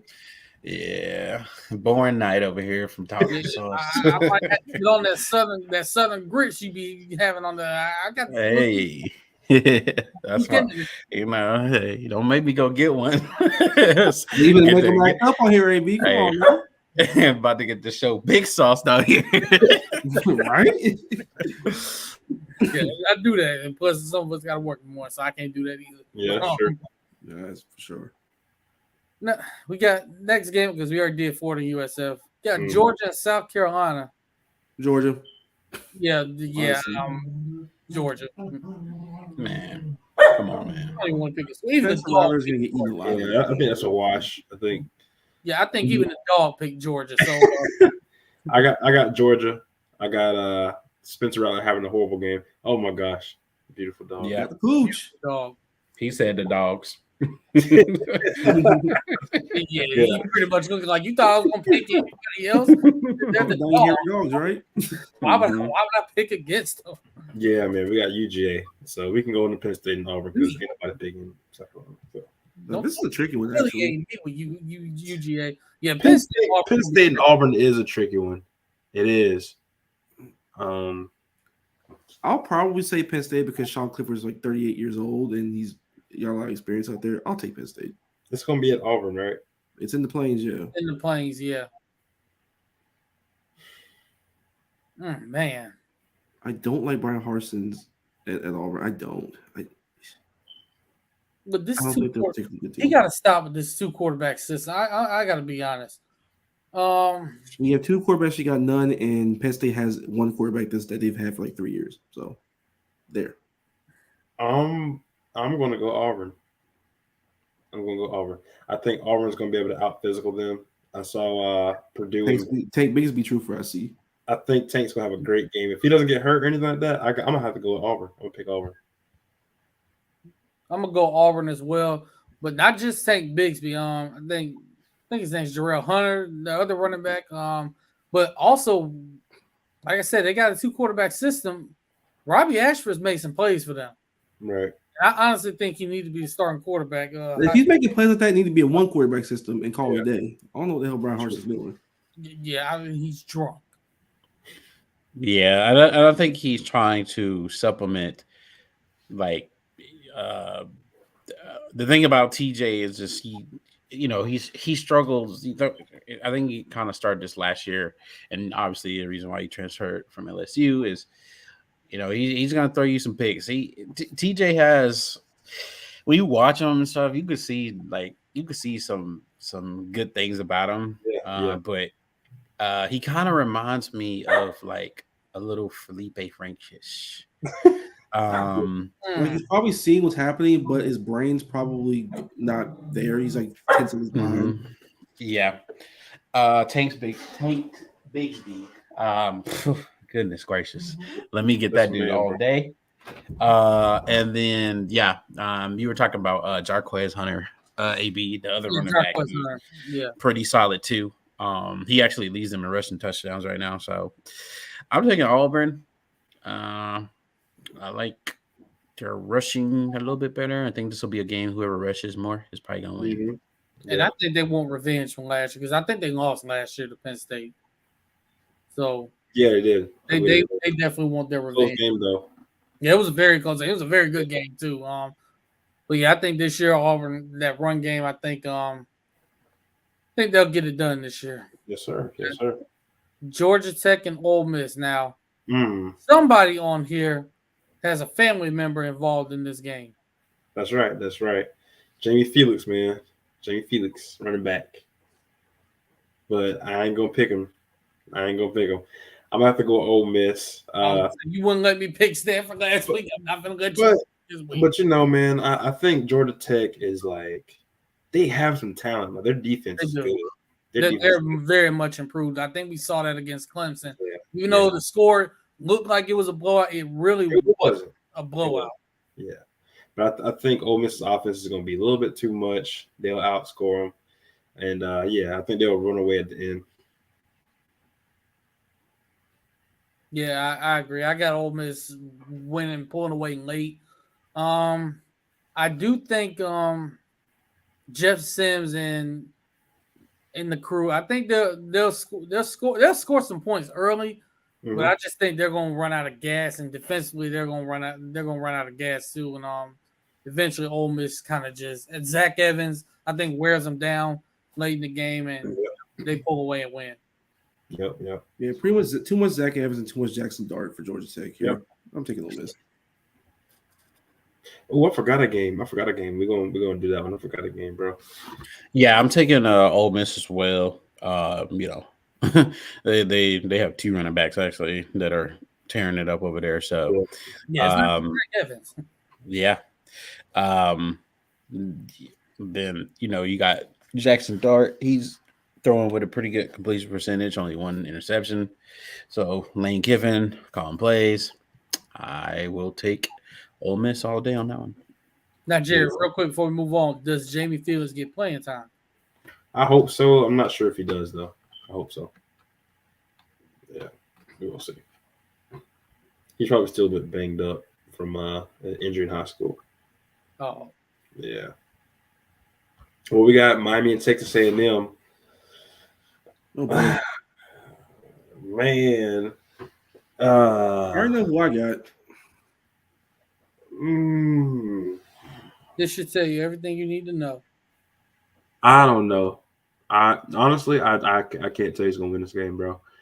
I like Texas A&M to bounce back. Plus, Jimbo owned Florida State. I'm not Florida State, but Miami. So in 2014. Yeah, I'm very reluctantly going Texas A&M. Very reluctantly. I'm going Miami. For one simple fact, it's really easy. Tyler Van Dyke is a better quarterback than Haynes King. That's quite simple. That may be very true. Ain't no maybe about it. That's very true, but I'm picking Texas A&M for one reason.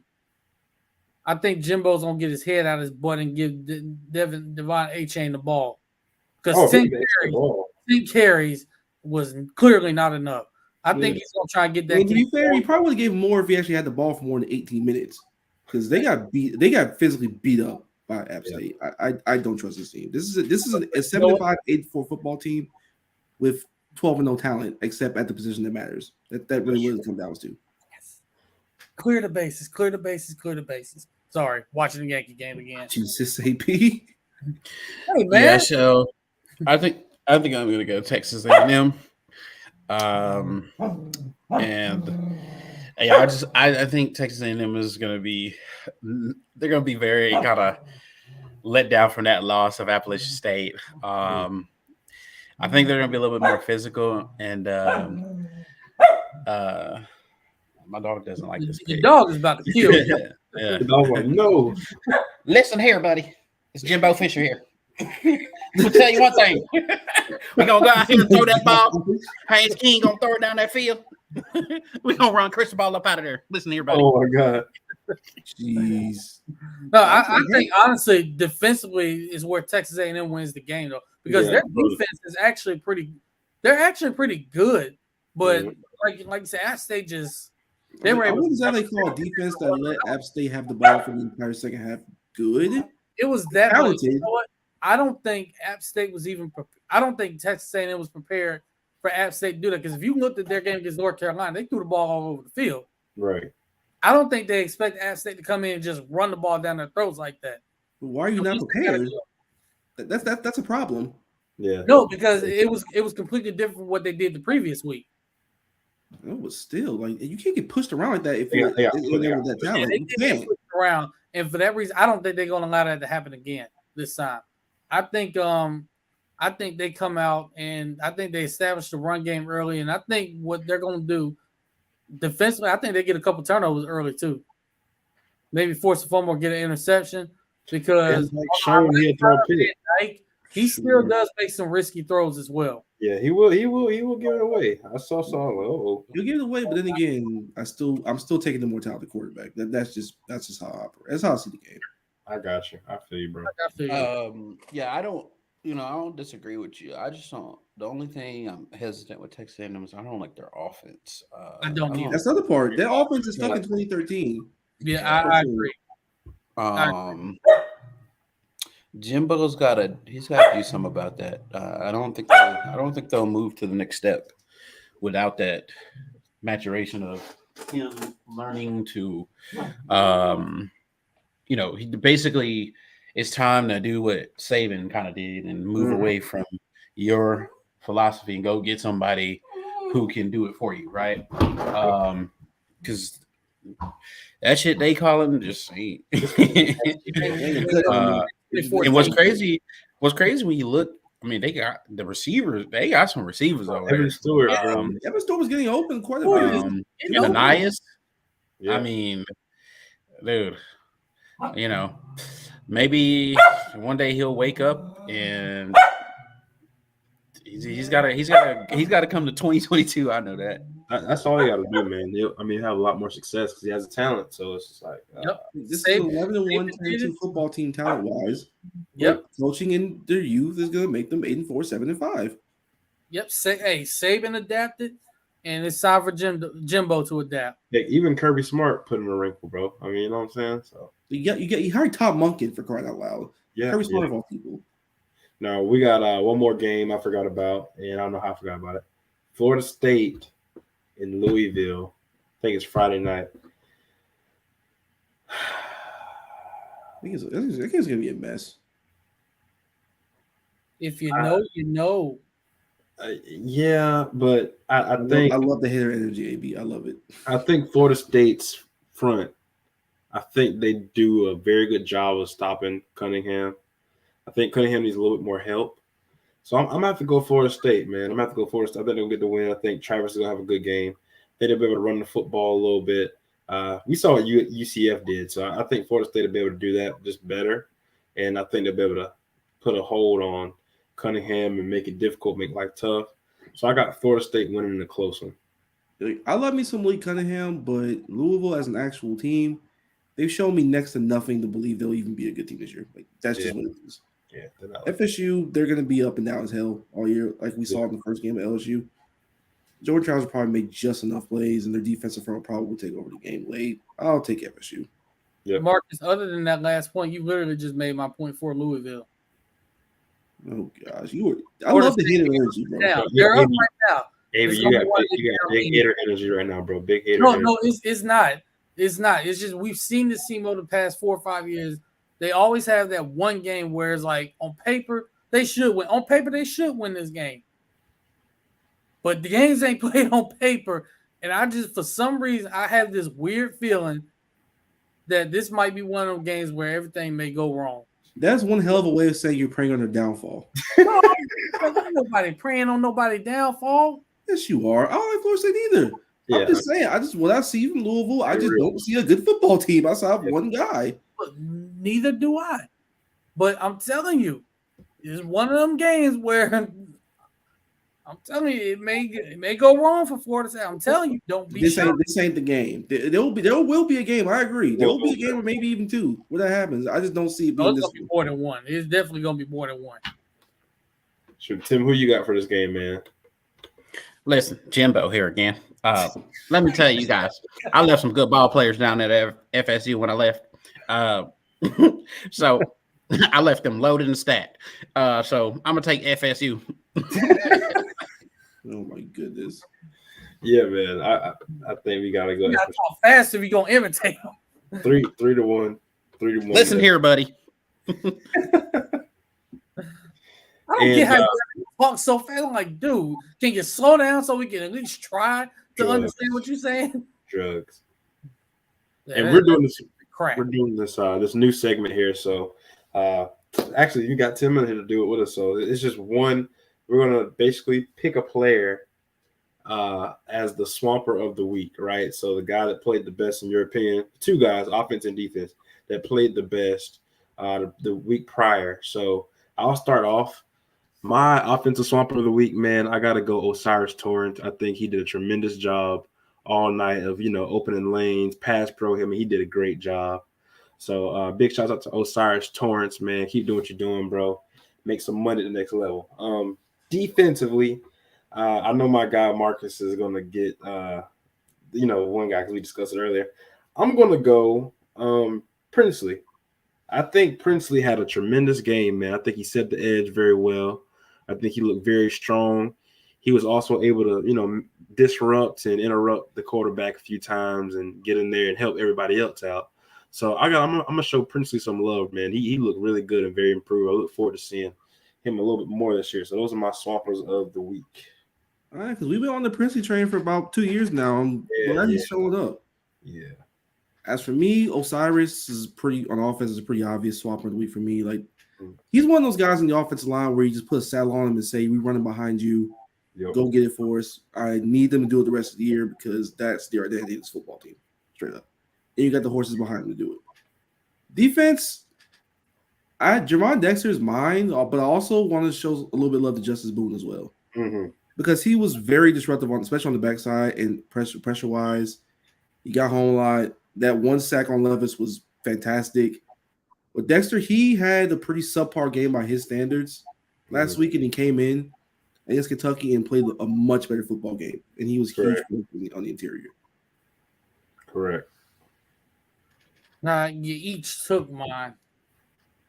Ooh. And it's funny because I switched offensively. I was going to say Trevor Etienne, but just looking at Osiris Torrance, the way he blocked and opened up holes in that game this past week, 4 guys like Trevor Etienne and Montrell Johnson to get loose, it's pretty obvious that he's my offensive swamper of the week.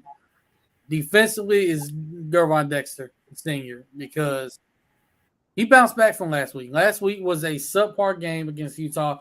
This week, he made his presence felt early and often. Right. He lived in the backfield.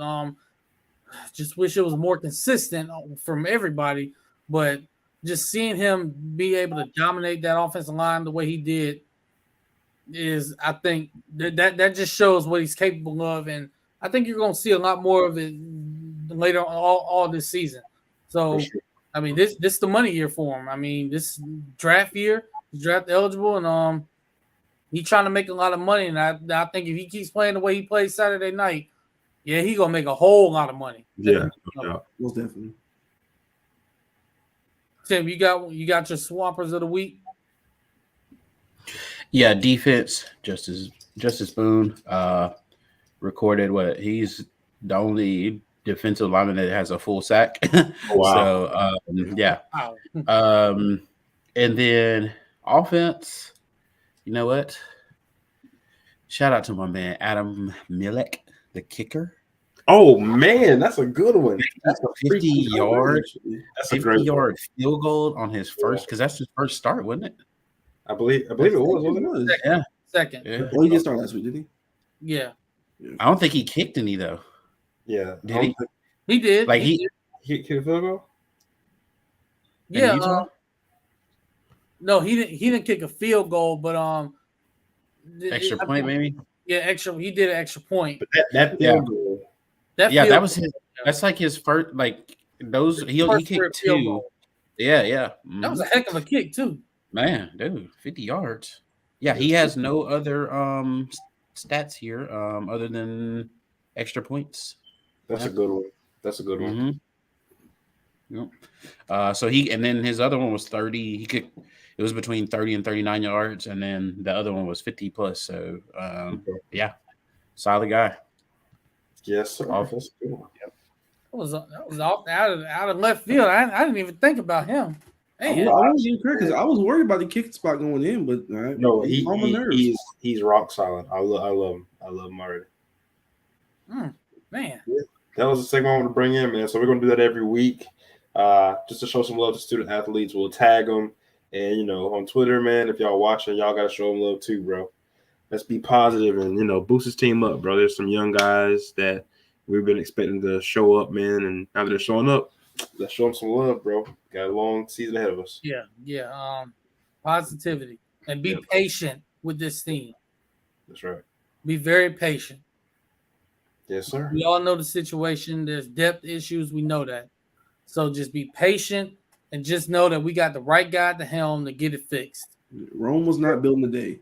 This team was never going to go 10-2 or 11-1 like we wanted them to. It was never going to happen. It is what it is. Yeah. AB said 10-2 still on the table. Okay, AB. Yeah. 9-3, 8-4. 9-3, 8-4. 7-5 at worst. 7-5 at worst. Look, let's go back to reality with it. It is what it is. I know the Utah game gave us hope, but we gotta take a step back. I'm gonna just say this. I'm taking it game by game. I honestly think this past Saturday was one of those games where we beat ourselves, and it's a lot of things that went wrong that can easily be corrected. Yeah. It wasn't one of those games where Kentucky just flat out was far and away better than us. I look at it like this. Both teams were very evenly matched, but we made too many mistakes. Right. Simple. We made too many mistakes. They're all correctable. And I think this kind of loss honestly was needed because they're going to learn from it. They're going to grow from it. And they're going to play a lot better because of it. I hope so. Now, ain't no Tebow's coming out with no speech saying what he said. You'll never see the team. Ain't none of that happened. That did not happen. So just be patient. Fans, be patient with this team. Seriously. Definitely. And stop tweeting at players and stop tweeting at recruits. Don't get me started, bro. Don't even get me started on that. It's just I mean, oh my God. Like y'all are 40 years old with two kids starving in the back right now, tweeting at 17-year-olds. Stop it. Sick behavior, bro. Yeah, man. Why the kids got to be starving? You know how it is. Telling people to go be family men. Yeah, go be our family. And by the way, get your kid a Big Mac and shut up and log off. And by the way, before we log off, Marcus, I would just like to tell you the Braves are now at 4-1. Let's go. And the Mets lost. You know what that means? To the Cubs. Sound the trumpets. Well, with that being said, y'all, man, I might get up out of here. We can follow Tim below, Tim and Talking Sauce. And Tim, do you want to shout out any other social media platforms that you have, bro? Yeah, just on Twitter, everything that you could just search as Talking Sauce. You know, you can see the name in the chat. We have a YouTube channel, Apple, Spotify. And, you know, if you like, you know, having a adult beverage and talking college football, come join us. We are now on every Sunday. We do live call-in. So okay. Yeah. I was wondering where it was last Wednesday. Yeah, me too. I was like, is it Wednesday? Yep. We're doing Sundays now. So our live call-in, anybody can call and talk. We had some really good guests on last week from the Kentucky game. And it's always a fun time and just hang out and talk college football. Don't matter even if you're not a Florida fan or you just want to talk college football. I watch a lot of teams just in general. So, yeah. So two things, Tim. See, I would have watched this past Sunday, but I'm be honest. You know they lost. My Cowboys kind of took they kind of took the lead on that. I mean, I'm just saying. I mean, NFL. The only reason why I wasn't on that.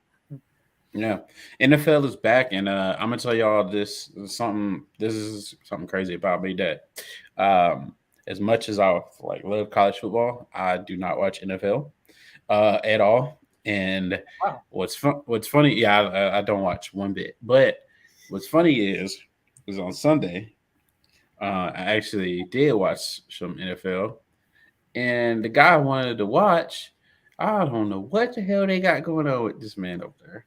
And Kadarius Toney. Yep, I knew it. What are the Giants doing? I don't know what to do with him. Are you serious right now? I'm like, dude, every time he touches the ball, Bro, it's crazy. Something happens. Like, and then they're using him as like a gadget player. I'm like, are y'all serious right now? Like this, you have got to be kidding me. You got Saquon Barkley back there running like a madman, and then you have a wide receiver who basically showed you at times last year when he wasn't hurt that he's unguardable in the NFL. Yeah. Like, in the game, don't get me wrong, but like, guys, you can use them a lot more than what you are. Yep. Sheesh. I mean, they literally used him as a gadget player in that game. It was awful, bro. I'm like, why are you doing this? I mean, oh, and also we got to get with you on merch on how to get that going for both of our podcasts. So we definitely got to get in touch with you about that. I had the link. I think I lost it or something. I think I might have a bookmark though, but let's see. Yeah. That price, bro. That price was we couldn't sell it for that price. Yeah, regions. Yeah. After this, I'm about to say after we log off, I might we all stay on for a second. I'm gonna ask y'all something. Yeah, for sure. But Jerry, let everybody know. Wait, who got the song real quick? Because I had it last week. I think it might be me this time. Oh shoot. I said I was gonna show the women some love, didn't I? Yeah. I'm finna start doing that as well. So Break My Soul by Beyonce. Damn. You can't break my soul after that loss right there, bro. But it's called Break My Soul. But you can't do. That is very apt considering what the hell happened this weekend. All right, let everybody know where they can follow y'all, man. Oh yeah, you can follow me at JBreezyII on Twitter. I am BreezyII. For backup, JLamar_II on my Instagram. Any burner Instagram accounts? Selective some, but that's for my music. Yankees win. Man, it's celebrating the Yankees. Fumbling the bag. No, they almost fumbled the bag in the bottom of the 10th. This guy. But Marcus, where can we follow you at? Me the usual. Marcus Davis 904 on Twitter. Marcus Davis _ on Instagram. I'll be ranting and screaming and shaking and crying about how the Jaguars do and how the Gators do this weekend. So please do the information as you will. Again. Hey man, you won't break my soul. What is that? Oh man! Oh, I got to put this on him.